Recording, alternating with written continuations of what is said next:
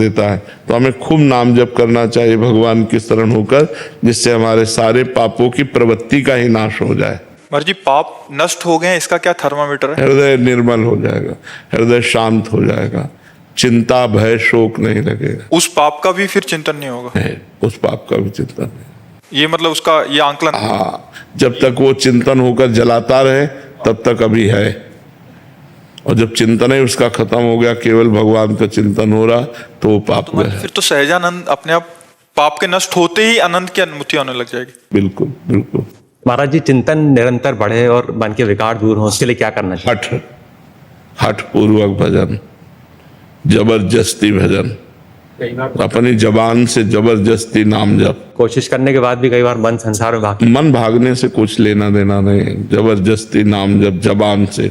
यह जिह्वाग्य वर्तते नाम तुभ्यम, जिसकी जिह्वा के अग्रभाग पर आपका नाम विराजमान है। और नाम जप का प्रयास करने के बाद भी कई विकार कम नहीं हो रहे, मन के विकार हो जाएंगे, धीरे धीरे हो जाएंगे। बड़ा वृक्ष जब जड़ से उखड़ता है तो महीनों हरा भरा दिखाई देता है, लेकिन जड़ उसकी उखड़ गई है। अब नाम जप हम कर रहे हैं तो संसार रूपी दोषों की जड़ उखड़ गई है, धीरे धीरे वो शांत हो जाएंगे। मन से करना चाहिए या जबान से? जबान से, क्योंकि मन तो तब लगेगा जब पवित्र हो जाएगा। मन तो तब लगता है जब पवित्र हो जाता है। अभी अपवित्र मन है, वो भोगों में जाएगा, तो हम इसको पवित्र कैसे करें? ये राम नाम मणि दीप धरी, जीह दे हरि द्वार, तुलसी भीतर बाहिरो, जो चाह सो ज्यार। भगवान के नाम रूपी मणि को जीभ रूपी द्वार पे रख लो तो हृदय भी पवित्र हो जाएगा और बाहर भी पवित्र हो जाएगा। महाराज जी, एक बार पवित्र होने के बाद फिर अपवित्र होने की दशा रहती है? हाँ, जब तक भगवत साक्षात्कार नहीं हो जाता तब तक यही दशा चलती रहती है, पवित्र फिर अपवित्र, पवित्र फिर अपवित्र। और जब ज्ञान हो जाता है तब परम पवित्र हो जाता है, फिर अपवित्र नहीं। महाराज जी, रुचि ना आए तब रुचि नहीं आती है। रुचि भजन में रुचि पाप के कारण नहीं आती। जब पाप नष्ट हो जाएगा तो भजन में रुचि हो जाएगी, भगवान में रुचि हो जाएगी। पाप नष्ट हो जाए बस। रुचि ना आने पर भी करें। हाँ, जबरदस्ती। तभी इनसे कहा हठ पूर्वक भजन करना, जबरदस्ती भजन करना। मन लगे ना लगे, हमें भजन करना है।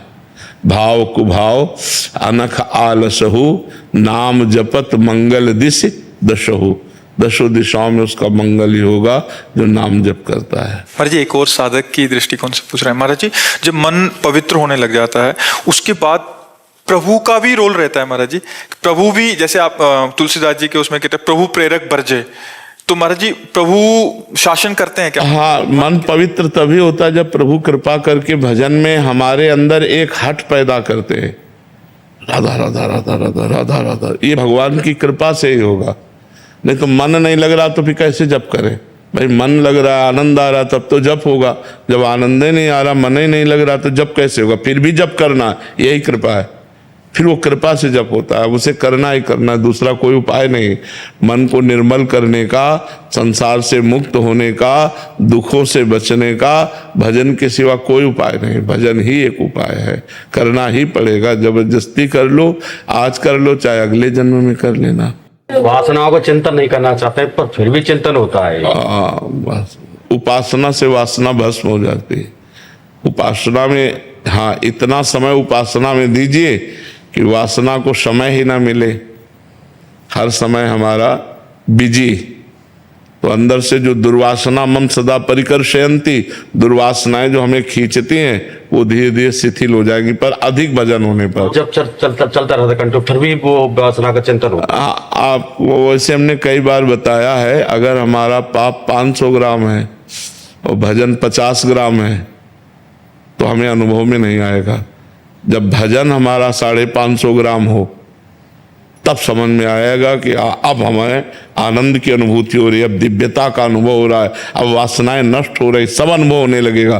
पर अभी तो पहाड़ का पहाड़ पाप जमा है और भजन बहुत थोड़ा है, इसलिए हमें भजन करते रहना चाहिए, चिंता नहीं करनी चाहिए। कुलजीत जी लखनऊ से। श्री हरिवंश महाराज जी, महाराज जी, इस संसार में पत्नी माँ का रोल निभाते हुए उनसे आसक्ति हो जाए तो उससे कैसे बाहर निकले महाराज जी? उनमें भगवान का भाव करे। क्योंकि देखो, जब भगवान नहीं रहते तो हम किसी को प्यार नहीं करते, चाहे पति हो चाहे पुत्र हो। जब उसके हृदय से भगवान अंतर ध्यान हो जाते हैं, भगवान ही का तो पावर है। ये जो बिजली है शरीर में ना, बोलना, हंसना, देखना, खाना पीना, ये भगवान का ही पावर है। मान लो ये हाइड्रोजन जल रहा है तो बिजली से, पंखा चल रहा है तो बिजली से, ये एसी चल रही तो बिजली से। ऐसे स्त्री पुरुष जड़ चैतन्य जो भी हलचल हो रही वो ईश्वर से हो रही। जब हमारे पुत्र से ईश्वर निकल जाता है तो हम पुत्र के शरीर से कहाँ प्यार करते हैं? तो हम कहीं ना कहीं ईश्वर से ही तो प्यार कर रहे हैं। पत्नी के शरीर से भगवान अंतर ध्यान हो जाए तो हम पत्नी के शरीर को जला देते हैं। तो हम कहाँ प्यार करते हैं उसके शरीर से? हम कहीं ना कहीं अनजाने में परमात्मा से ही प्यार कर रहे थे। तो हमें चाहिए कि जब हम अपने पुत्र को, पति को भगवत स्वरूप देखें तो फिर ये डर खत्म हो जाएगा कि कहीं हमारी आसक्ति हो गई, तो फिर भगवान में ही आसक्ति होगी।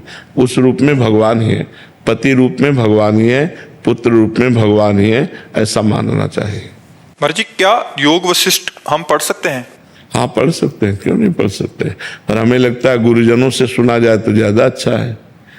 गुरुजनों से शास्त्र सुना जाए तो ज्यादा लाभ प्राप्त होता है। पढ़ने में हमारी जितनी मति उतना ही पढ़ पाएंगे, लेकिन गुरुजन जब हमें समझा के कहते हैं तो ज्यादा हमारी समझ में आता है। आदर्श सिंह जी झांसी से। राधा वल्लभ सिंह। महाराज जी, आपकी एक वीडियो देखा जो उसमें आपने कहा कि भगवान श्री कृष्ण को एक बार साष्टांग प्रणाम करेगा उसे 10 अश्वमेध यज्ञ का फल प्राप्त होता है, और 10 अश्वमेध यज्ञ का फल प्राप्त होने वाले को भी स्वर्ग की प्राप्ति होती है, पुनः मृत्यु लोक में आना पड़ता है। परंतु श्री कृष्ण जी को जो प्रणाम करने वाला है उसे जन्म नहीं लेना पड़ता।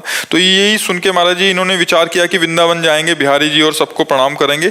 पर महाराज जी, मैंने बहुत बार प्रणाम कर लिया, मैं गिना नहीं, तो अब तो मुझे मृत्यु लोक में नहीं आना पड़ेगा। विश्वास करो, विश्वास करो, विश्वास से ये सब बात बन जाएगी। नहीं, नाम जप करो तो विश्वास और दृढ़ होने लगेगा। नाम जप करते रहो। कीर्ति दुलारी जी। श्री हरिवंश महाराज जी। महाराज जी, मेरा कोई ऐसा प्रश्न नहीं है, अगर कभी आता है तो जवाब मिल जाता है, फिर भी मन में एक बात आई है, क्षमा करना महाराज जी। महाराज जी कह रहे कि प्रयास कर रहे हैं पर कोई भी त्रुटि होती है तो मतलब आप ठीक कर देते हैं, फिर त्रुटि हो जाती है, ऐसे करके।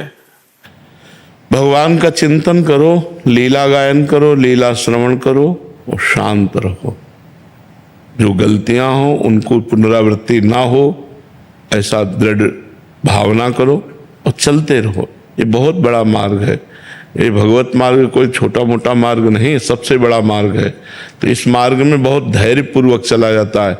आनंद ना आए तो भी, गलतियां हो तो भी, जैसी भी परिस्थिति, हम कदम आगे बढ़ाते रहे तो हम सफल हो जाएंगे। भगवान एक दिन हमको निर्मल कर देंगे, भगवान एक दिन हमें सुधार देंगे।